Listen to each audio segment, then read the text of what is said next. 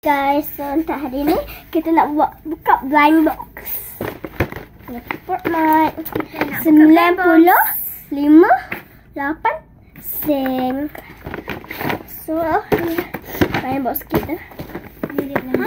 Korang boleh tengok je kan. Ada kakak-kakak saya dengan adik saya. Hai. Hari ni saya akan buka blind box dari Fortnite. Mat, saya baru habis mandi. Saya tak sikat lagi rambut. Sedia dah. So korang nampak kan kita nanti akan dapat apa? Letik macam ni. Doakan kita dapat antara ni. Okay. Korang nampak kan? Nampak atau tidak? Kalau tak, sorry lah. Kita terus tunjuk dia punya total. Kita tak tahu akan dapat apa. Kita bertiga buka sama. Betul, okey. Total dia mahal jugalah. 49. Diorang punya pun murah-murah. Saya punya lagi mahal. Betul. 50 maksudnya 50 80. Maksudnya RM50 80. Korang dapat tak? So kita buka yang ni. Kita buka sama-sama. Dia punya kabur lah. Memang. Okay, yang ni saya harap dapat yang, of course saya nak see. Bismillahirrahmanirrahim. Sabar, jangan dulu. Okay, ni Pak Mat. So tiga-tiga dalam buat video ya guys. 1, 2, 3. So kita orang pergi hotel Jumaat. Kita orang cuti waktu tu sebab Deneng. Yalah sebab birthday saya lah. Sabar-sabarlah, bagi buka ni dulu.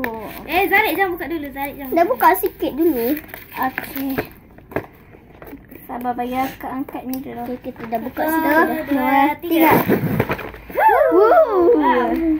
Sekali juga dia kurang. Tengok kat ni guys. Jangan tengok dalam kotak, kita kena pandang atas Okay, kita buka. Buat ada kad dalam ni. Ada korang kita dapat apa? Jangan. Atas. Oh, dah dapat ke. Bismillah. Dia plastik sini. Dia ada kad lah. Tadi tengok. Jangan tengok. Wow. Guys, kita banyak yang ini. Bismillahirrahmanirrahim. Zarik dapat yang mana? Zarik dapat yang Zarik dah Apa ni? Oh, okay, so ini kita kena cabut dulu. Korang dapat purple.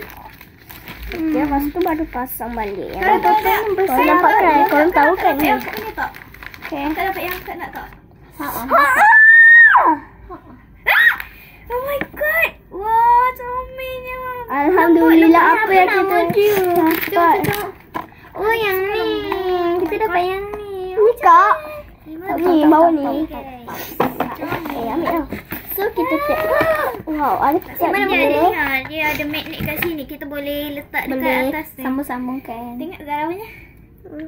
Hana punya ada kad. Hana punya kat dalam box ini misteri atau apa? Apa yang dia nak akan dapat ya guys. Korang dapat tak ni? Comelnya ada ni. Korang dapat kan? Ini yang saya nak. Ya. Zara nak dapat yang mana sebenarnya? Zara sebenarnya nak dapat yang mana?